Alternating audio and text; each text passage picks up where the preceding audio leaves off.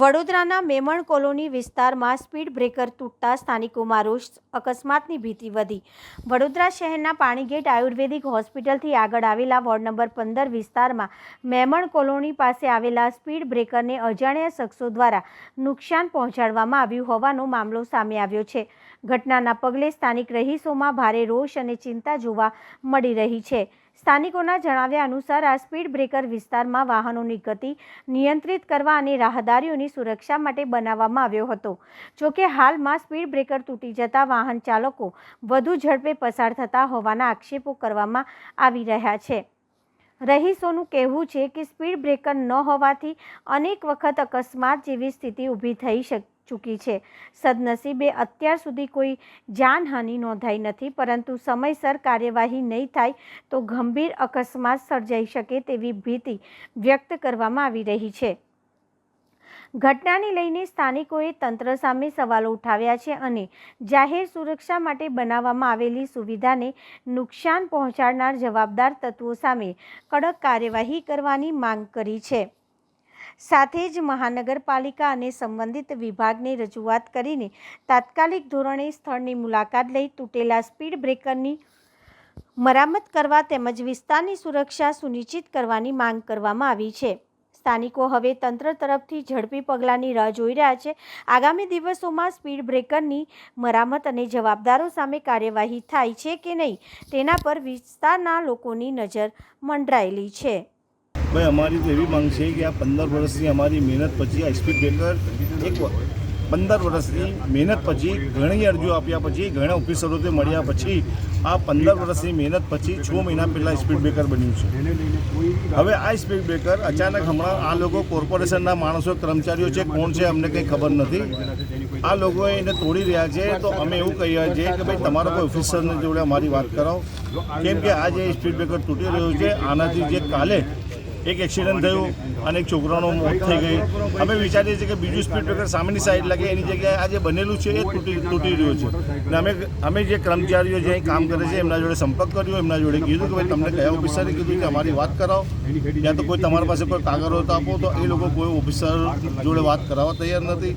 અહીં કોર્પોરેશનનો કોઈ પણ કર્મચારી આવવા તૈયાર નથી અને કોઈ પણ ઓફિસર ફોન એનો ઉપાડવા તૈયાર નથી। તો આ ગેરકાયદેસર રીતે આ જે તોડી રહ્યા છે આ કેવી રીતે તોડી રહ્યા છે અને શું છે કોર્પોરેશનનો શું નિર્ણય છે એ કંઈ અમને ખબર નથી પડતી। અચ્છા, હવે આપણે એ જે એન્જિનિયર છે રીતેશભાઈ પટેલ કરીને એમની સાથે ફોન પર વાત થઈ તો એવું કહે છે કે સ્પીડ બ્રેકરની હાઇટ થોડી વધારે હતી તો ટુ વ્હીલરવાળાને પ્રોબ્લેમ થતી। તમારે શું કહેવું, શું હાઇટ એની વધારે હતી? હું એવું કહું છું હાઇટ વધારે હોય તો વાત થાય અને એને ઓછું કરીને અમારા જોડે ડિસ્કસ કરે, શહેર હોસ્પિટલવાળા જોડે ડિસ્કસ કરે કે ભાઈ થોડી હાઇટ ઓછી કરવાની છે। અમે જે કર્મચારી અહીં જે તોડફોડ કરી રહ્યા હતા એમને પૂછ્યું તો એવું કહે છે સ્પીડ બ્રેકર સદંતર અમારે કાઢી નાખવાનું છે, અહીંથી આવવા જવામાં તકલીફ પડે છે એવું કહે છે। તો હવે અમારે એવું કહેવાનું કે પાણીગેટ રોડ પર આજવા સુધી અને પાણીગેટથી લઈને વાઘોડિયા રોડ સુધી ઘણા સ્પીડ બ્રેકો જે છે રસ્તામાં એની તકલીફ નથી પડતી, આ એક જ સ્પીડ બ્રેકરની તકલીફ પડે છે। મેમણ કોલોનીમાંથી ઘણા 2 વ્હીલર 4 વ્હીલર વાળા નીકળે છે, આ સ્પીડ બ્રેકર નહીં હોવાના લીધે અહીંથી જે પબ્લિક ફાસ્ટ જાય છે, જે 2 વ્હીલર 4 વ્હીલર જાય છે,